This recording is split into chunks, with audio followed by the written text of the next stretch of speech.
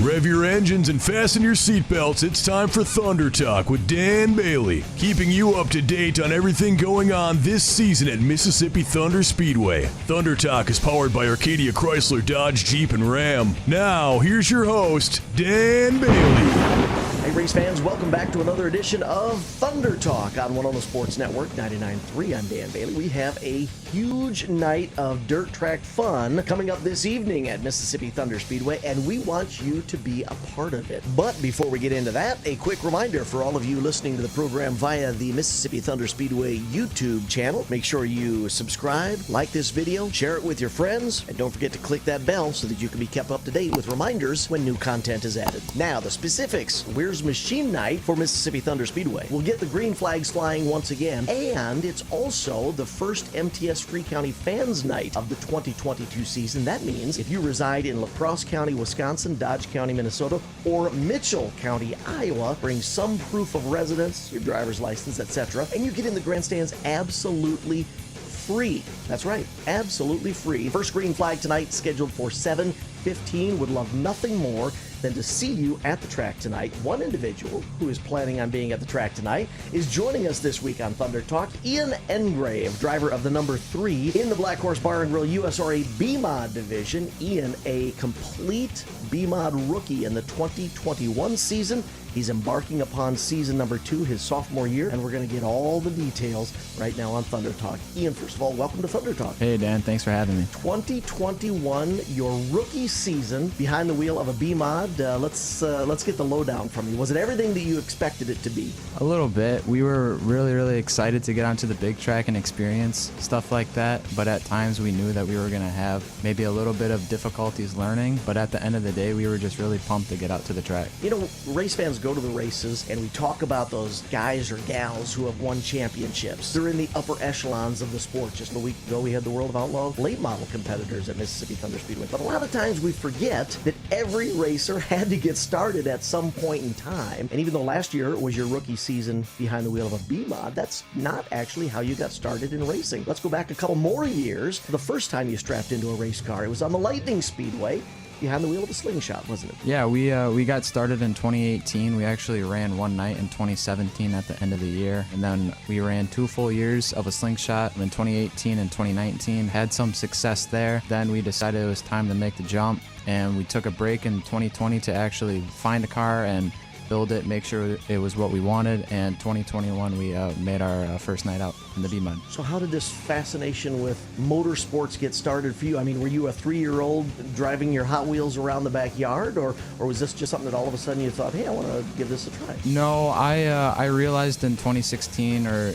beginning of 2017 that kids my age were actually running these smaller cars, and I had a couple of friends from school who were telling me about it, and I decided that, why not, go and watch them for a couple nights and see if it's actually something I might want to try out, and it turned out it was. What did you love the most the first couple of times that you were strapped into a race car? Was it the sound? Was it the feel? Was it the dirt? What really solidified it in your mind that this is what I want to do? I think it was the feeling of me knowing that I'm in control, and the car is going to do whatever I want it to do, and just the speed and the friends and the people I met at the beginning. There were some nights where we had some really tough battles with guys like Mason Stockhausen and Trevor Krause, and when we were done, we all had a pop at the concession stand. We were friends. So now you're on the big track, big third mile, piloting a B-Mod in the BlackHorse Bar and Grill USRA B-Mod division. Sophomore season. Let's talk about last year's expectations and how you feel last year went, and then let's talk about this year's expectations. So 2021, your first year as a rookie, you finished top 20 in the point standings at Mississippi Thunder Speedway. As a matter of fact, I was just looking at the stats. Highest ranking rookie in the point standings last year. Was 2021 everything you hoped it would be? Yeah, it was. We were hoping for success at our level, but then we were also hoping to actually learn as much as we could. And I think we learned a really good amount, and it's going to set us up, I believe, pretty well for this year. The BlackHorse Bar and Grill USRA B-Mod division is by far regularly the division that has the highest car count each and in every week at Mississippi Thunder Speedway. And not only are you battling against other racers who might be getting started in the BMA, you're racing against guys or gals who have been doing this for a while. So I guess I bring that up wondering, was it harder than you expected it to be? Was it not as hard as you thought it was going to be? What was it like last year? You know, I knew going into it that it was going to be difficult and that there were going to be guys and gals that were going to be a lot quicker than us. But then when I got out to the racetrack, I was a little surprised with the amount of people that, you know, I could compete against. And I was really thankful for that because, you know, being a rookie and you go out and you're going up against a ton of grizzled vets, you know, there might not be a lot of people that you can really battle against for a good amount of time. So I was pretty happy when there were a good, decent amount of people that I could get my feet wet, you know, getting used to actually battling with other cars the same size as mine. What did you find was the reaction from those, as you put it, grizzled veterans who've been doing this for a while, multi-time track champions that you're trying to battle against, feature winners, heat race winners, etc.? Were they open to the fact that here's another new rookie coming into our class? Were they willing to help, share advice, anything like that? Yeah, they were. A lot of them were really thankful that people are still, you know, at my age and younger getting into racing. So they were happy that, you know, kids still want to get into this, and they were more than welcome to advice. Can you do any name dropping? Who seemed to be an individual who seemed to regularly stop by and either offer you tips or tricks or advice or help? For sure, Nate Butterfield. He, you know, over the off season, him and the guys at Les Dolman Racing and Dirt Dealer Chassis, they for sure helped us out a good bit. Sean Walski was open. He helped me a bit when he stopped into the shop. Did you ever find yourself starstruck? Oh my gosh, Flying Ryan Olson, two-time track champion, and I'm lined up next to him in row number 5 or something like that? Yeah, it was definitely nuts. I mean, we, you know, to be smart, we elected to start at the back of each night up until the October 2nd pumpkin races.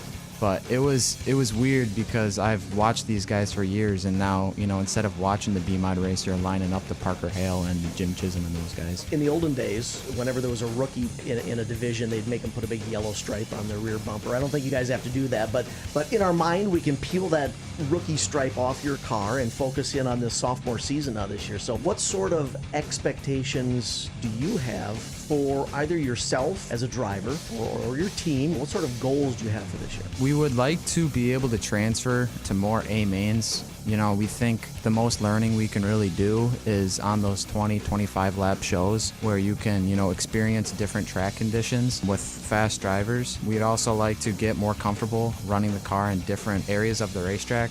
You know, with the track changing, it might not be the best to be on the bottom or be on the middle. You might have to gravitate to the top or come down to the middle or bottom. And throughout the year, we'd also like to expand our setup knowledge and car maintenance skills. I gotta tell you, I have seen some photos of this year's car. Obviously, you haven't even had a chance to run some green flag laps yet due to old Mother Nature not being so nice with us this year. So I've seen photos of the car. It looks awesome. Those of us who are older, makes me think of Smokey Yunick or Fireball Roberts, but it's a sharp looking car, and it's well adorned with supporters, and I'm sure that's something that as a new driver you have learned a lot about. So who's helping you out this year as either sponsors or supporters? First off, I gotta thank Dad for getting me to the racetrack. He's put in a lot of work for us to be able to get there. Sponsors, we have Pack and Mail, the Los team of realtors, Home Federal Bank, Caniza Law Firm, Grover Properties, J&J Rubbish, Clean Sweep Chimney Service, Red's Bar in Arcadia, Mainstream Firearm and Marine, and finally Remarkable Metalworks. So who is harder on you? Are you harder on yourself? Are the fans harder on you? Or are the drivers harder on you? Who drives you the hardest when you get into that race car? You know, I think it's got to be a battle between Dad and I. You know, Dad, all those parents. Dad definitely knows best. But at times, you know, getting out of the car after a B main, a heat race, a feature, there are times where, you know, I look back and I think about what I just did in the car, and there are times where I'm like, dang, I definitely could have done this differently, or I could have maybe gotten past someone quicker this way than this way. And I guess I probably am harder on myself more times than not, because, you know, there are just times where I was in the car and I know what I did wrong. So we're 2 years into this B-Mod experience that you have. Any thoughts about way down the road? Or do you have hopes or aspirations or dreams about what you might want to do someday in the world of motorsports? We're thinking, since I've gotten into racing, we've really liked the USRA late model division. We're thinking about when the time is right, of course, we'd like to, maybe progress up to that class and see what we have for that. But at this time, we're just really focused on the next week and keeping our nose straight each and every week. You are a rookie driver. Still call you a rookie driver from last year. Did you ever get out of the car and just feel like your head was going to explode? I can't learn any more about this race car tonight, at least. Yeah, there was always something to learn, and then there were times where it's like you just want to get in the race car and just drive away from the pit area so you can learn it for yourself. But yeah, there was definitely always something to learn, and I'm so thankful for everything that I've learned so far, and I know there's so much more to learn, of course. The Big Third Mile last year, first full season on the Big Third Mile. What is the trickiest part of that racetrack? What was the trickiest part of the Big Third Mile for you last year? For sure, learning the track conditions. As the night goes on, there's less and less moisture in the ground, and maybe it's softer, maybe it's harder, but you can't, not always can you run the car the same way you run it 20 minutes into the show than the last feature, so that was a big learning curve. And also setting the car in the corner. A lot of people can put their foot on the gas and drive down the front stretch, but not everyone can lift or stay in it or get back in the gas when they need to not scrub speed or completely get the car to rotate in the corner. So getting into the turns and getting that car to respond the way you wanted takes a lot more maybe than you had thought it would take? Yeah, it takes a lot of experimenting and definitely spinning out in the practice nights, and luckily that's why you have them. All right, so tonight's going to be night number one for you at Mississippi Thunder Speedway. Heck, it's going to be night number one for everybody except for the A-Mod racers who maybe were out for the US MTS event last week. What sort of goals do you have for this? What would make 2022 a good year for you? Just getting quicker and learning more about the car, and learning when it or why it responds a certain way. Why did it do that, or maybe we didn't want that. How can we fix that? Expanding our car knowledge and our setup skills and stuff like that. And I think if we really learned more about that and got much smoother with that type of stuff, we'd be good for upcoming years. Is a race win something that you feel is attainable for you this year? We think if we can keep expanding our knowledge, we can get closer and closer. But for right now, we're not really focused on winning heat race, B main, or feature. We're just focused on getting to the next step in our career. Yeah, for us right now, with us not having a lot of experience or not as much as others, we're just focused on, first of all, finishing and getting the car on the trailer under our own power. And once we can do that, we're going to start focusing on progressing each and every night as we can. They say a successful night is when you can drive the car onto the trailer, right? Yes, definitely. All right, well, Ian Engrav is going to be on the high banks this evening, and we hope that you will all come out and cheer him on as he continues his B-Mod learning experience in his sophomore season at Mississippi Thunder Speedway. Tonight is Weir's Machine and Racing Products Night at Mississippi Thunder Speedway. A lot of extra money being thrown at the drivers in all the divisions. There's bonus money. There's going to be some fun in Victory Lane. The winner of the feature is going to be choosing random finishing positions for other drivers, and they get a $500 bonus. So if you want to see all this money just headed towards the race car drivers, all you need to do is come to Mississippi Thunder Speedway tonight. Family-friendly experience. The racetrack is a wonderful place to be on a Friday night, and we would love to see you there. Again, grandstands open at 5:30, first green flag at 7:15. Would love nothing more than to see you this evening at Mississippi Thunder Speedway. Ian, thank you very much for joining us this week on Thunder Talk. We wish you the best of luck tonight. We wish you the best of luck for this entire season. Thank you very much. I appreciate it. That was Thunder Talk, keeping you up to date on everything going on at Mississippi Thunder Speedway. Thunder Talk is powered by Arcadia Chrysler, Dodge, Jeep, and Ram. You ever notice that when you're on a fishing trip, you drive your boat all the way to the other side of the lake because you think that's where the best fishing is? And the people staying at the cabins on that side of the lake, well, they come and fish where your cabin is. You don't have to drive a long ways to catch the big fish. And at Arcadia Motors, you don't have to drive a long ways to get the best deal on a new Chrysler, Dodge, Jeep, or Ram truck. The best deals are right in the bay next to your cabin. Take the short, scenic drive to Arcadia Motors. ArcadiaDodge.com.